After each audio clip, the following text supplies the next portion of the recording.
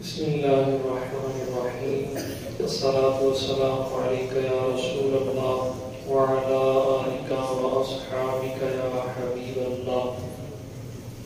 الصلاة والسلام عليك يا نبي الله وعلى آلك وأصحابك يا نور الله.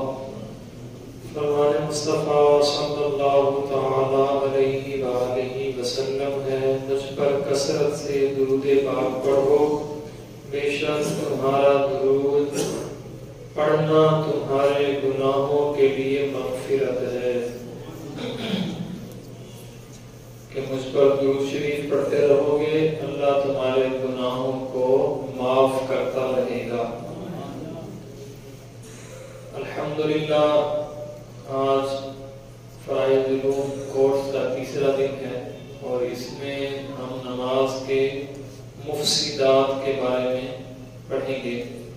مفسدات سے مراد ہے نماز میں فساد ڈالنے والی چیزیں، نماز توڑنے والی چیزیں، جن کو آسانی کے ساتھ آپ کہہ سکتے ہیں نماز میں فساد ڈالنے والی چیزیں. ہم نے نماز کے شرائط بھی پڑھے، پھر نماز کے فرائض پڑھے. نماز کے 6 شرائط ہیں اور 7 فرائض ہیں، اور آج جس ٹاپک پہ ہم نے پڑھنا ہے، جس ٹاپک پہ، وہ ہے نماز کے مفسدات. نماز کے مفسدات، اور نماز کے مفسدات ہیں 29. کتنے ہیں جی؟ 29. تو انشاءاللہ تعالیٰ اس کو بھی پڑھتے ہیں، سنتے ہیں اور نیت کرتے ہیں کہ انشاءاللہ تعالیٰ ہم اس پر عمل کریں گے انشاءاللہ. تو نماز کے 29 مفسدات ہیں. نمبر 1 ہے بات کرنا. نماز کے اندر بات کرنا، یہ بھی نماز کا مفسدات میں سے ایک پوائنٹ ہے. فساد ڈالنے والی ایک بات ہے کہ نماز کے اندر بات کرنا. یہ جب ہم نے تکبیر تحریمہ کہہ لیا، اللہ اکبر کہہ لیا، تو ہم کیا نماز میں بات کر سکتے ہیں؟ اچھا، بات کریں گے تو کیا ہوگا؟ ہم نماز سے خارج، نماز سے باہر ہو جائیں گے. دوبارہ ہمیں تکبیر تحریمہ کہہ کے نماز میں داخل ہونا پڑے گا. تو سب سے پہلا جو مفسدات میں سے پوائنٹ ہے وہ یہی ہے، نماز کے اندر بات کرنا. نماز کے اندر بات کرنے سے نماز میں فساد ہو جائے گا، ہماری نماز نہیں رہے گی اور نماز سے ہم نکل جائیں گے. تو دوبارہ تکبیر تحریمہ کہہ کر ہم نماز میں شامل ہوں گے. نمبر 2 ہے کسی کو سلام کرنا. نمبر 2 ہے کسی کو سلام کرنا. یہ بھی ایک قسم کا کہنے کے بعد ہی ہو گئی نا جی. اب کوئی ساتھ آیا ہوگا تو ہم اسے کہیں، نماز میں کھڑے اور ہم اسے کہیں السلام علیکم ورحمۃ اللہ، تو ہم نماز سے باہر چلے گئے. یہ کیا ہوگا؟ نماز میں فساد ڈالنے والی چیز ہے، نماز کو توڑنے والی چیز ہے. نماز سے اخراج ہونے والی یہ بات ہے کہ ہم کسی کو سلام کر دیں.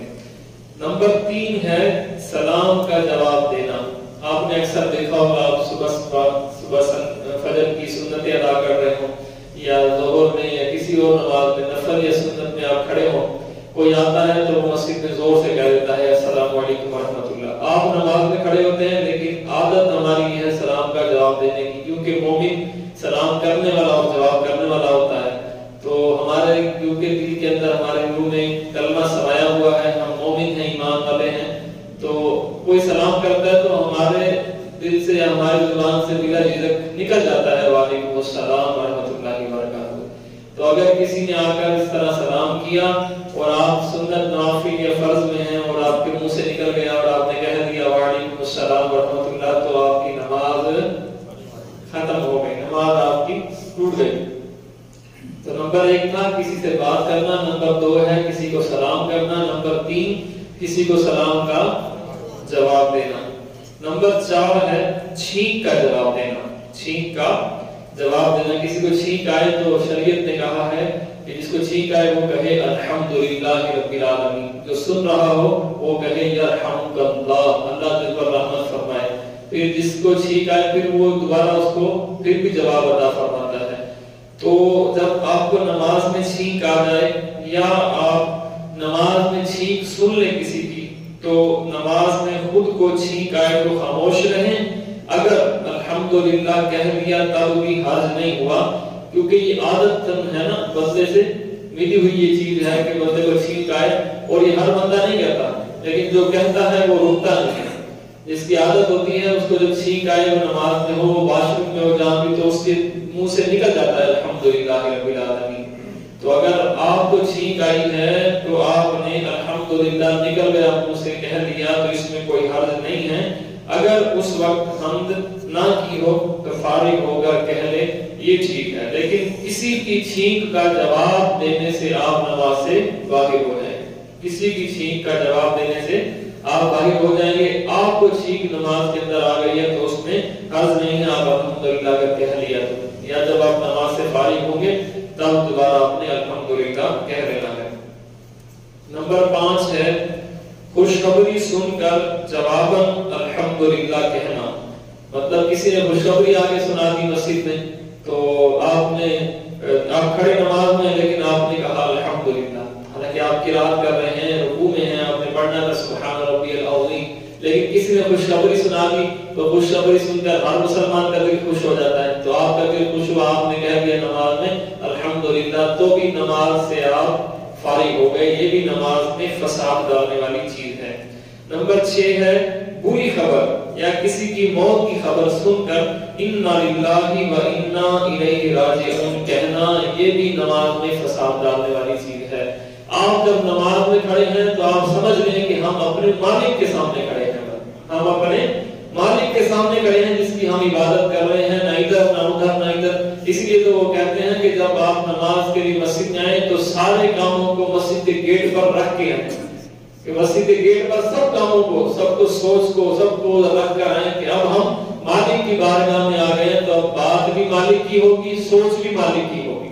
اب ہر کام جو ہے اللہ کی رضا کی خاطر اللہ کے لیے ہوگا، سارے کاموں کو ہم دروازے پر چھوڑ کر آئیں۔ اب کسی نے، آپ نماز پڑھ رہے ہیں، کسی نے آ کر کہہ دیا بھائی فلاں شخص چلا گیا آپ کا، چاہے وہ آپ کے والد ہوں، والدہ ہوں، ہیں، آپ نماز پڑھ رہے ہیں تو آپ نماز میں ہی رہیں، اور اگر آپ کے منہ سے نکل گیا کہ انا للہ و انا الیہ راجعون تو وہ بھی نماز کو توڑ دے گی، آپ نماز سے باہر ہو جائیں گے۔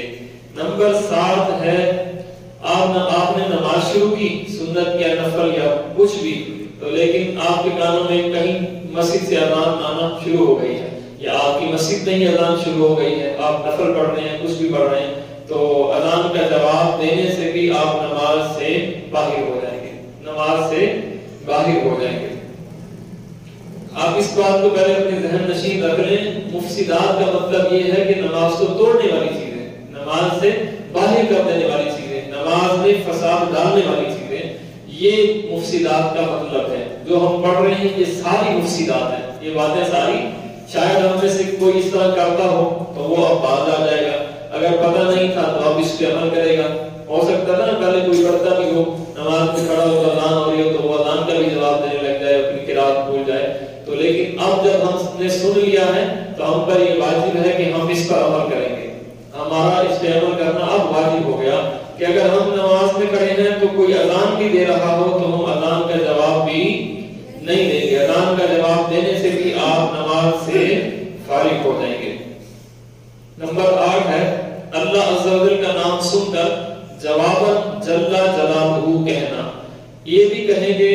اب دیکھیں ہم عبادت بھی رب کی کر رہے ہیں اور یہ کلام بھی رب کا ہے، لیکن رب نے فرمایا جب میری عبادت ہو تو میرا کلام بھی آ جائے تو نماز سے باہر ہو جاؤ گے، عبادت تمہاری عبادت نہیں رہے گی، پھر عبادت میں فرق آ جائے گا، عبادت میں حرج آ جائے گا، عبادت سے آپ خارج ہو جائیں گے، پھر بھلے آپ ذکر اللہ کریں، لیکن جب عبادت ہوگی تو صرف عبادت ہی ہوگی، پھر آپ کی روح بھی عبادت میں مشغول ہو، آپ خشوع اور خضوع کے ساتھ کھڑے ہوں کہ آپ کی آنکھیں بھی عبادت میں مشغول ہوں، آپ کا چہرہ بھی، آپ کے ہاتھ بھی، آپ کے پاؤں بھی، آپ کی روح بھی آپ کے ساتھ سجدہ ریز ہو جائے، آپ کی روح بھی سجدہ ریز ہو جائے، تو اللہ عز و جل کا نام سن کر جل جلالہ کہنے سے بھی نماز میں فساد پیدا ہو جائے گا، نماز ٹوٹ جائے گی آپ کی۔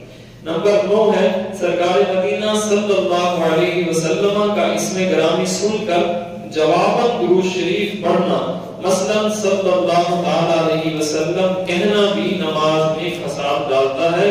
اگر جل جلالہ یا صلی اللہ علیہ وسلم جواب کی نیت سے نہ کہا تو نماز نہ ٹوٹے گی۔ یہ بہت اہم مسئلہ ہے کہ آپ نے کسی نے اللہ کا نام لیا، آپ نے جل جلالہ آپ کے دل سے ویسے ہی نکل گیا تو پھر نماز نہیں ٹوٹے گی۔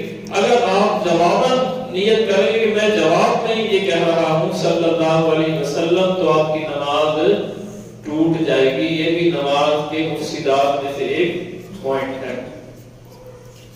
اور نمبر 10 ہے نماز میں رونا۔ نماز میں رونا، اب کس طرح رونا آئیے یہ سنیں۔ درد یا مصیبت کی وجہ سے یہ الفاظ او اف تف نکل گئے یا آواز سے رونے میں حرف پیدا ہو گئے، نماز فاسد ہو جائے گی۔ مطلب آپ روئے جیسے رونے کی آواز آ گئی او اس طرح، یا اف یا او اس طرح اگر آپ کی آواز پیدا ہو گئی، آپ اس سے حساب لگا لیں کہ عبادت کو ہم عبادت نہیں سمجھتے۔ اگر یہ دیکھا جائے اس طرح ہم نماز بھی نہیں پڑھتے، ہماری تو رکوع میں بھی آواز نکل جاتی ہے، ہم تو کھڑے ہوتے تو کہتے ہیں سمی اللہ لمن حمدہ، ایسے کرتے ہیں نہیں کرتے تھے، ایسے کرتے ہیں نا، ہو جاتی نا اس طرح۔ تو لیکن اس سے ہم نے باز رہنا، یہ تو نماز سے فارغ، اس سے تو پھر پتہ چلا کہ ہماری نماز ہو ہی نہیں سرے سے، تو ہم نے اپنی نماز کو درست کرنا ہے۔ تو اس طرح آواز پیدا ہو گئی رونے میں تو نماز آپ کی ٹوٹ جائے گی۔ اگر رونے میں صرف آنسو نکلے اور آواز حروف نہیں نکلے تو حرج نہیں۔ آنسو نکل گئے، آپ کو چوٹ لگی ہوئی ہے پیر میں، لیکن آپ اللہ کی رضا کی خاطر عبادت کر رہے ہیں، آپ کو درد ہو رہا ہے لیکن آواز نہیں نکال رہے، آنسو نکل رہے ہیں، تو اس میں کوئی حرج نہیں ہے۔ اگر نماز میں امام کے پڑھنے کی آواز پر رونے لگا اور ارے یا نعم کوئی ایسی آیت پڑھی جا رہی ہے خوشخبری والی، تو نعم عربی میں ہاں کو کہتے ہیں، اگر منہ سے نکل گیا نعم یا ہاں زبان سے جاری ہو گیا تو کوئی حرج نہیں ہے، کیونکہ جب حضور نبی پاک کی نماز پڑھایا کرتے تھے نا تو کوئی ایسی آیت آ جاتی ڈر والی تو صحابہ کرام رو پڑھتے تھے، صحابہ کرام رو پڑھتے تھے لیکن آواز نہیں آتی تھی، بظاہر وہ روتے تھے۔ کس وجہ سے روتے تھے؟ قرآن پڑھنے کی وجہ سے نہیں روتے تھے، وہ اللہ کے کلام کو سن کر ان کا ترجمہ ان کے ذہن میں آتا تھا کہ فلاں وہ گناہ کرتا ہے بندہ اس کی سزا یہ ملے گی، تو گناہ پر روتے تھے۔ تو ایسے رونے میں کوئی حرج نہیں ہے۔ لیکن اگر آپ روئے اس طرح کے بعد امام صاحب کی قرات کتنی پیاری ہے، آواز کتنی پیاری ہے، تو اس طرح اگر آپ روئیں گے تو نماز سے خارج ہو جائیں گے۔ اگر آپ نے اللہ کے کلام پر یا وہ عذاب یا وہ جو خوشخبریاں آپ کو سنائی جا رہی ہیں اس پہ اگر آپ کی آنکھوں سے یا عذاب کی وجہ سے آنسو نکلے یا اللہ کی خوشخبری سننے کی وجہ سے آپ کے آنسو نکل گئے تو پھر نماز میں رہیں گے۔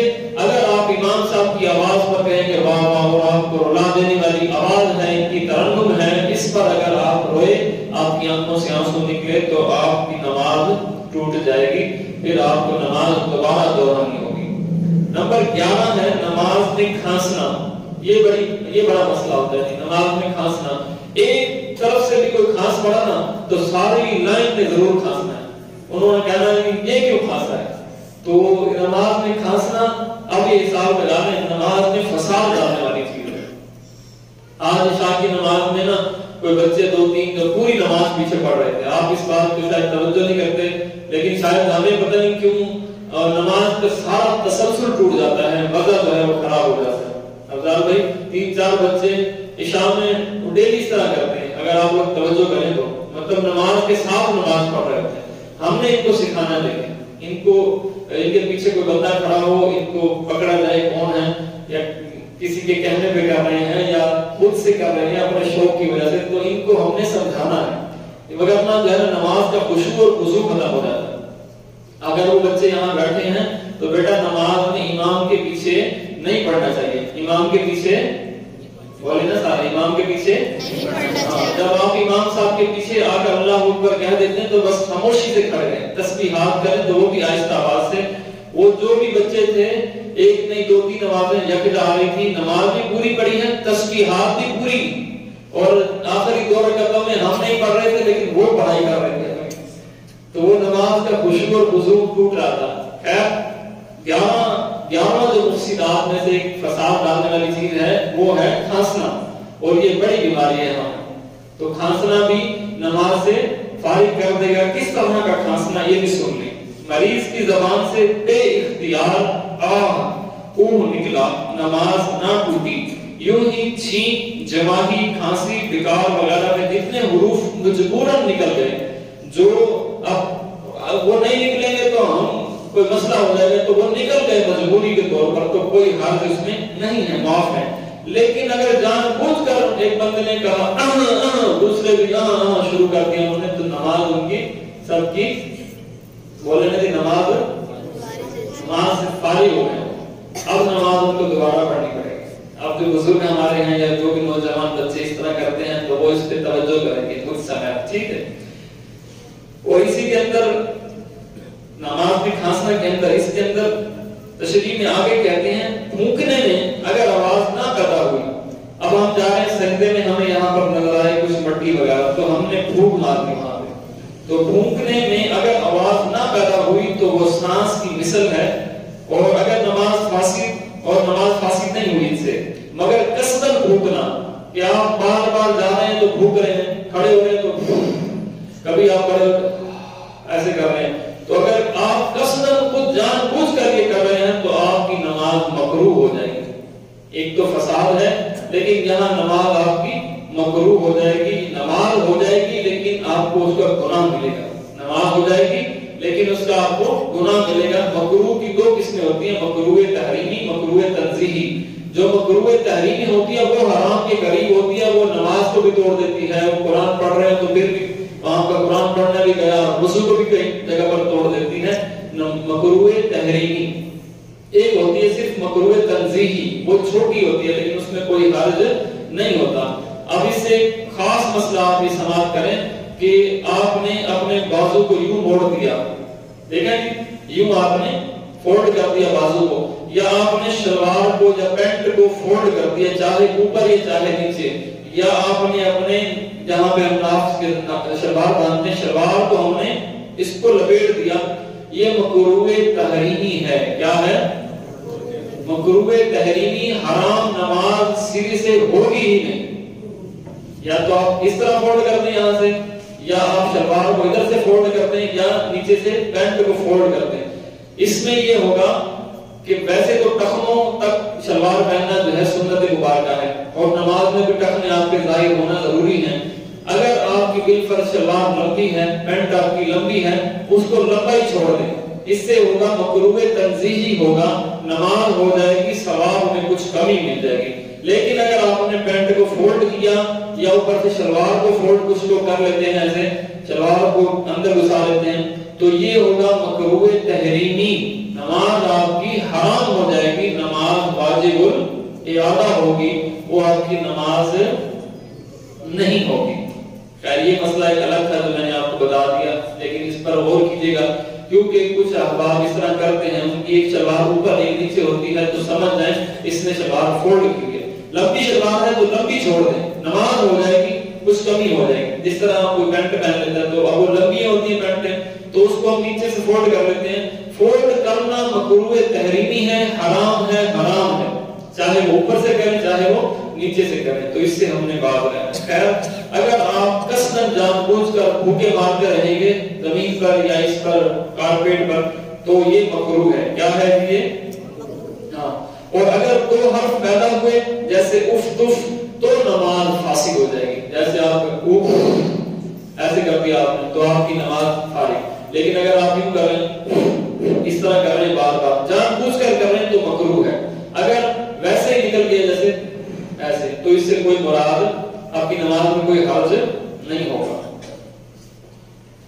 آگے اسی کے اندر پھر پوائنٹ میں کہتے ہیں کھنکار میں جو دو حروف ظاہر ہو جیسے ایسے ایسے کرتے ہیں کہ کبھی کبھی گلا خراب ہو جاتا ہے, سب تو ہو جاتا ہے, تو کیونکہ تیل ایسے آگے آتا ہے کہ بندہ کھا کر آتا ہے کھانا تو ایسے ہو جاتا ہے.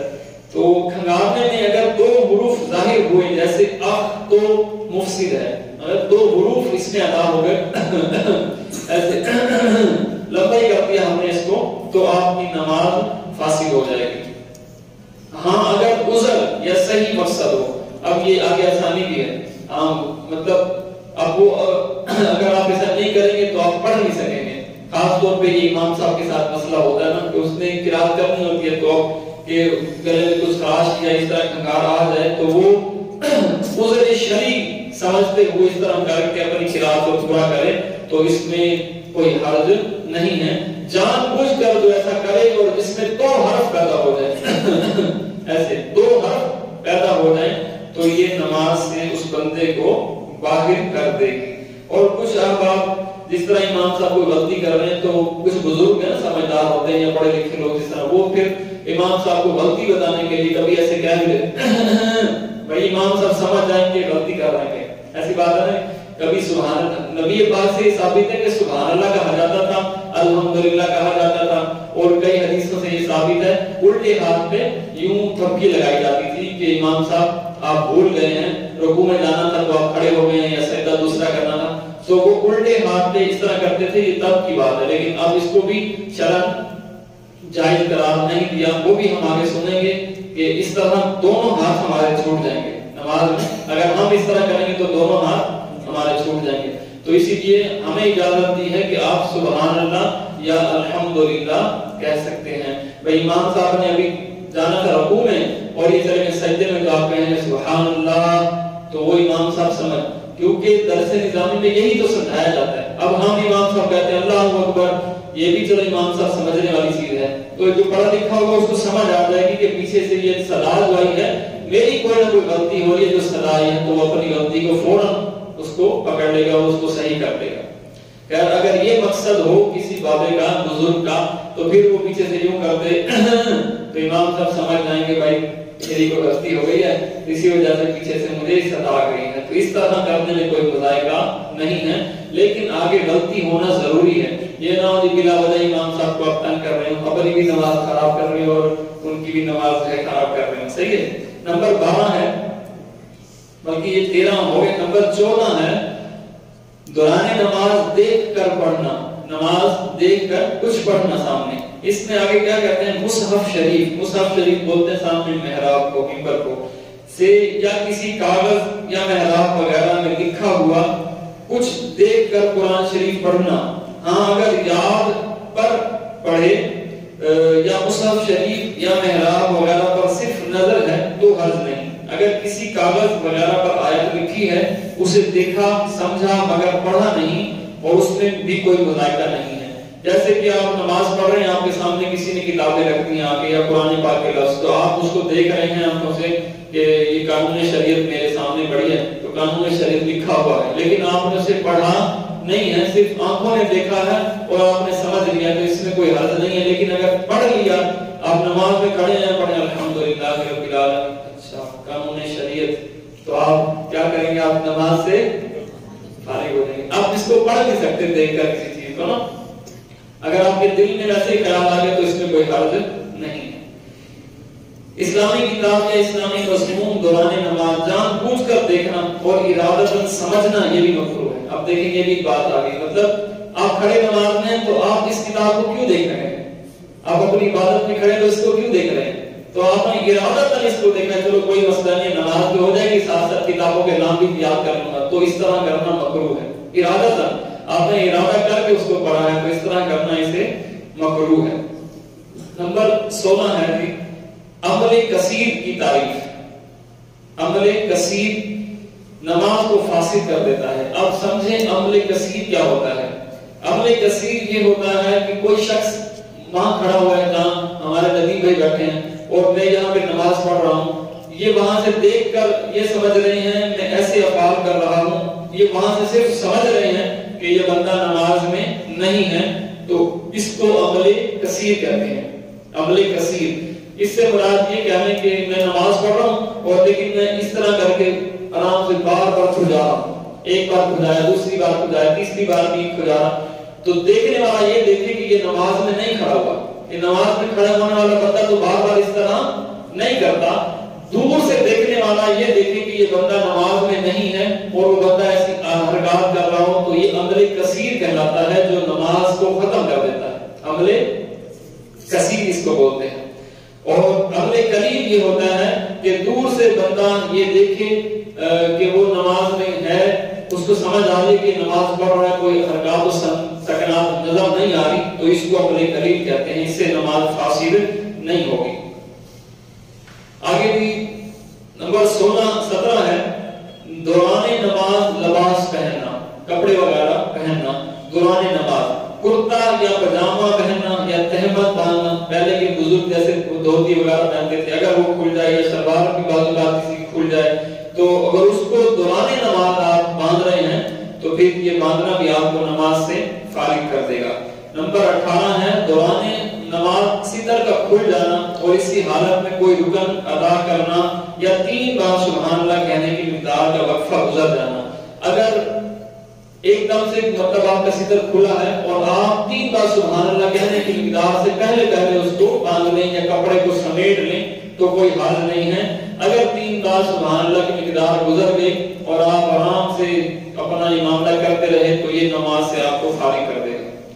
नंबर 19 है नमाज में कुछ निगलना, कुछ खाना। नमाज में मामूली सा भी खाना या पीना, मसलन तिल बगैर चबाए निगल लिया या कतरा मुंह में कहीं से गिरा और आपने उसको निगल लिया तो ये भी आपको नमाज से निकाल देगा। नंबर 20 है नमाज शुरू करने से पहले ही कोई चीज दांतों में मौजूद थी उसे निगल लिया तो अगर वो चने के बराबर या इससे भी ज्यादा थी तो नमाज फासिद हो गई। अगर चने से कम थी, अब हिसाब लगाएं जो गुटखा वगैरह छालियां वगैरह खाते हैं, अगर वो 1-2 छालियां उनके मुंह में रुक गई और आप जब आपने तकबीर तहरीमा कह लिया तो अब आपने मुंह तो बंदा हिला रहा होता, अगर वो निकल आई और चने के दाने से ज्यादा अगर उसकी मिक़दार है तो आपकी नमाज टूट जाएगी। अगर उससे कम है तो निगल लिया तो कोई उसमें हर्ज नहीं है। नंबर 21 है नमाज से कबल कोई मीठी चीज खाई, अब उसके अज्जा मुंह में बाकी नहीं, सिर्फ लुआबे दाहन में कुछ असर रह गया है, इसके निगलने से भी नमाज फासिद नहीं होगी। इसके निगलने से नमाज आपकी फासिद नहीं होगी। जैसे किसी ने खजूर खा ली और थोड़े से ज़रात ना रहे, उसकी एक मिठास रह गई, अब वो थूक जो भाई थूक के अंदर वो मिठास भी थी, अगर आपने थूक को निकल लिया तो नमाज फासिद नहीं होगी। नंबर 22 है मुंह में शक्कर वगैरह हो के घुलकर हलक में पहुंची है, नमाज फासिद हो गई। मुंह में आपकी शक्कर रखी हुई थी, आपने तकबीर तहरीमा की और वो घुल गई और वो आपकी हलक से नीचे गुजर गई तो आपकी नमाज खारिज हो जाएगी। एक जायका जो था ना मिठास का वो चला गया। इसीलिए वो कहते हैं खाना खा लिया है, अगर आपका वजू है कुल्ली जरूर कर लें ताकि मुंह से ज़रात निकल जाए, मुंह से मिठास निकल जाए, सारा कुछ बाहर हो जाए। नंबर 23 है दांतों से खून निकला, अगर थूक गालिब है तो निकलने से फासिद ना होगी वरना हो जाएगी। मतलब आपके दांतों से खून निकला और इतना निकला है कि आपको समझ आ रहा है कि इसमें उसका जायका महसूस हो रहा है तो कोशिश ये करें कि आपको पता है नमाज मेरी खत्म होने वाली है, हो जाएगी नमाज खत्म तो मैं इसको बाहर फेंक दूंगा। इतना इंतजार अगर आप कर सकते हैं तो ठीक है, वगैरह उसको निगल लेंगे तो फासिद नमाज नहीं होगी और वगैरह फासिद नमाज आपकी नहीं होगी। अगर आपको पता है कि बस मैं तो अपना यहाँ पे बैठा हूँ, अभी खून निकला है तो अभी मैं सलाम फेर कर इसको बाहर फेंक सकता हूँ तो फिर उसको आप बाहर फेंक दें। दौरान नमाज किबला से इन्हिराफ करना। नंबर 24 है दौरान नमाज किबला से फिर जाना। ये हमने शराइत के अंदर भी पढ़ा है किबला से फिर जाना, लेकिन यहाँ पे इन्होंने कुछ उसका सिमत काबा से कुछ दर्जे का हिसाब लगा दिया कि 45 दर्जा या इससे ज्यादा फिरना मुफसिद हो जाएगी, इससे आपकी नमाज में फसाद हो जाएगी। आप हिसाब लगा लें कि हम यहाँ सीधा खड़े हैं तो अगर एक बारिश तो है हम यहाँ से इधर फिर गए और 3 बार सुभान अल्लाह की सदा आ गई और हम इधर ही खड़े हैं तो हमारी नमाज फासिद हो जाएगी, हम नमाज से बाहर निकल जाएंगे। और 25 है नमाज में सांप को मारना। सांप को मारना ये भी नमाज को फासिद कर देती है, लेकिन इसके आगे सुनते हैं सांप बिच्छू को मारने से नमाज नहीं टूटती जबकि ना 3 कदम चलना पड़े। मतलब आप नमाज में 3 कदम चल कर गए उस चीज को मारने के लिए तो आपकी नमाज टूट गई, वगरना अगर वो आपके आसपास आ गए, आपको खतरा है तो फिर आप उसको मार सकते हैं, लेकिन उसकी तरफ 3 कदम आप चल कर नहीं जा सकते। अगर 3 कदम चल कर गए तो फिर आपकी नमाज फासिद हो जाएगी। लेकिन शरीयत को भी पता था ना कि 3 कदम दूर अगर चीज होगी तो वो कहीं और ही जाएगी, आपके पास नहीं आएगी। 3 कदम अगर लगाएं तो 3 फीट बन जाता है, तो इतनी दूर वाली चीज को हमने नहीं मारना, हम अपनी नमाज मुकम्मल करेंगे। हाँ अगर किसी और को भी वो ईजा दे रही है फिर हम अपनी नमाज खत्म करके पहले उसको बजाएंगे। اپنی نماز فساد ہم اس وقت ڈالیں گے جب کسی کی جان کو خطرہ ہوگا. اپنی نماز توڑنا ہمارے اوپر واجب ہو جائے گی, وہ نماز ہماری واجب و الادا ہوگی. آگے 26 میں کہتے ہیں بے در پہ 3 بار اکھیڑے یا 3 جوئیں ماری یا ایک ہی جو کو 3 بار مارا, نماز جاتی رہی. اگر بے در پہ نہ ہو تو نماز فاسد ہوئی مگر مکروہ ہے. تب ہم نے بھی کسی جوم کو مار دیا یا کھڑے کھڑے کچھ لوگ ہوتے ہیں نا ویسے بال بھی اکھیڑ رہے ہوتے ہیں, اگر 3 بار آپ نے بال اکھاڑ دیے, اکھاڑنے کی کوشش کی, 3 بار آپ نے زور اپنا لگا لیا تو آپ کی نماز فاسد ہو جائے گی. اگر ایک ہی بار آپ نے اس کو کھینچا, ایک ہی بار ٹوٹ گیا تو اس میں کوئی حرج نہیں ہے. کسی جس طرح جوئیں نکل آتی ہیں تو وہ اس جوم کو اگر ایک ہی بار مار دیتا ہے تو ٹھیک ہے, کوئی حرج نہیں ہے. لیکن اگر 3 بار اس کو مارے گا, چاہے ایک ہی جوم کو مارے یا 3 جوئیں مارے, تو پھر بھی نماز سے باہر نکل جائے گا. آگے کہتے ہیں نمبر 27 میں نماز میں کھجانا. یہ بھی بڑی ایک بیماری ہے نا, نماز میں کھجانا. کھجلی ہمیں نماز میں ہوتی ہے, کپڑے بھی ہمارے نماز میں خراب ہوتے ہیں, پھنس جاتے ہیں.